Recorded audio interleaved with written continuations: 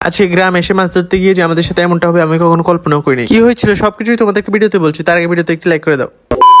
তো আজকে হলো বৃহস্পতিবার আর আমার ভালো লাগতেছিল না বাসায় একা একা, তাই আমি চিন্তা করলাম গ্রামের বাড়িতে যাই। তো যেই কথা সেই কাজ, আমিও বের হয়ে পড়লাম গ্রামের বাড়িতে যাওয়ার উদ্দেশ্যে। আর এখন বাজে 3:14, আকাশের অবস্থা তেমন একটা ভালো না। তারপর আমি বাসে ওঠার একটু আগে বৃষ্টি শুরু হয়ে গিয়েছে, তাই একটু ভিজে গিয়েছিলাম। তারপরে বাসে বসে বসে বাতাস খেতে খেতে চলে আসলাম আমাদের গ্রামে। বাস থেকে নেমেই আমি আবার একটা অটো নিয়ে, আর অটোতে করে সোজা চলে আসলাম আমাদের বাড়ির সামনে। আর বাড়ির সামনে এসে দেখি কতগুলো ছাগল আমাকে স্বাগতম জানানোর জন্য দাঁড়িয়ে আছে।